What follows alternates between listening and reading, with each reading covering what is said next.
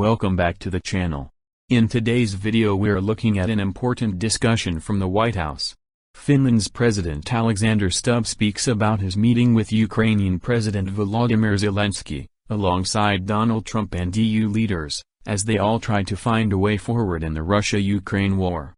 Let's get into the details. And now the president of Finland, Alexander Stubb, as I promised, is with me because he was inside that meeting with Trump and Zelensky today, sitting next to Zelensky across from Trump.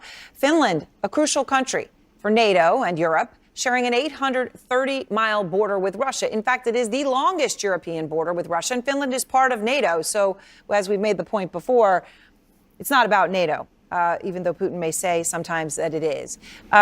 President Stubb, I appreciate your time. I'm so glad to talk to you again. I know it has been a long day, and you had to be flexible and go with the flow. Some things happened, unexpected timing, and you know, which speaks to the moment that we're in, the uncertainty. So at one point in this meeting, you're in the room across from Trump. You're sitting next to President Zelensky. And Trump at one point calls Putin in a call that Russia now says was 40 minutes long. I'm so curious, Mr. President, was there any conversation in the room about that call? Did Trump talk to you beforehand about it or after he got off the phone with Putin? Oh, yeah, definitely. I mean, this was very much a day of Team Europe and Team US together supporting Ukraine. So first, us Europeans, we had a pre-meeting, and then after that, Zelensky had a bilateral meeting with President Trump. And then we spent the better part of 4 hours together with President Trump sussing out what we can do next. And one of the plans was for President Trump to tell President Putin basically what we had decided in the meeting. So yes, it was very coordinated and very constructive. So you're saying that call, when the meeting sort of got paused, it sounds like what you're saying is because of the conversation that you're having in the room, that you all sort of said, okay, he said, all right, well, I mean, I don't want to put words in his mouth, but I'm going to go call him now. You guys were all in agreement with it. This is sort of how it sort of organically played out. Yeah, definitely. I mean, so basically there were three outcomes of today. The first one was a good conversation on security guarantees. In other words, security guarantees by Europe and coordinated with the United States for Ukraine, and we start that work on concrete things immediately.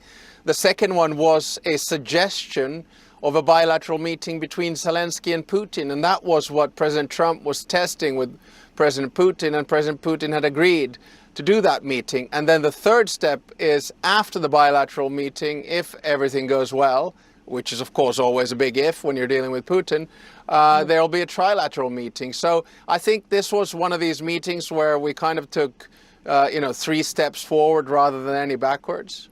Do you know what Trump, said to Putin on the phone? I mean, what were the specifics that he put out there? Well, I mean, President Trump then, after the call, we agreed to meet in the Oval Office, and we had a very thorough briefing by him of the conversation. But obviously, you know, in diplomacy, what happens in the Oval Office stays in the Oval Office when the media is not in there. Well, that isn't always true, but I appreciate that you are taking the high road and doing the right thing. I don't mean to laugh about it, but in this context, you know, you're talking about he gets on the phone with Putin, then you all go into the Oval Office.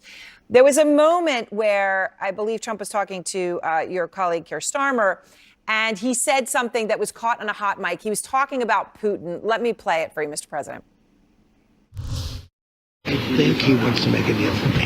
You understand that? As crazy as it sounds. So you have told, I know in the past, Mr. President, Trump that no one can trust Putin, right? You have the longest land border in Europe with Russia, and you have a lot of troops that are on that border, as you've told me, and that's because of Russia, right, to state the obvious. What is your response when Trump says something, even at this point, that he believes that Putin will make a deal for him, because of him? Well, I mean, I've been involved in peace mediation before, and I think that President Trump is genuinely trying to bring this war to an end, and we're all working in that direction. But of course, you know, we are dealing with President Putin, and we do have to understand that his basic strategic aims have not changed, and they are threefold. He wants to see Russia as a superpower. He wants to split the West, and he wants to deny the sovereignty of Ukraine. So that's the reality that we're dealing with. The reality is also that we have a minimum of 1,000 people dead or wounded every day. So we're trying to do our best through diplomatic means to find a solution to this conflict, to Russia's war of aggression.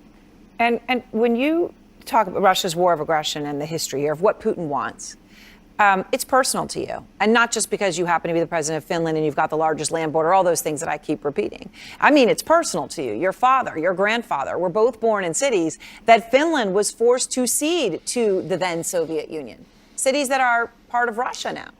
So, I mean, do you have any doubts about Putin's ambitions when it comes to expanding Russian territory? Well, I mean, we've seen that in both Georgia and in Ukraine. But, I keep on stressing the basics of it. So statehood is based on independence, sovereignty, and territorial integrity. And after World War II, which for us was the Winter War and the War of Continuation, Finland retained independence, unlike, for instance, our Baltic friends, unfortunately. But we lost sovereignty to decide, and we lost territory. But the difference there is that at that time Finland was alone, but now Ukraine is not alone. And that's why I think it's so important that all of us, both Team Europe and Team US, keep on working for the independence, for the sovereignty and the territorial integrity of Ukraine. And to be honest, I think if we work on the security guarantees, that will guarantee sovereignty and it will strengthen territorial integrity as well. President Stubb, I appreciate your time and thank you so much. I'm glad to speak with you again, sir. Thank you.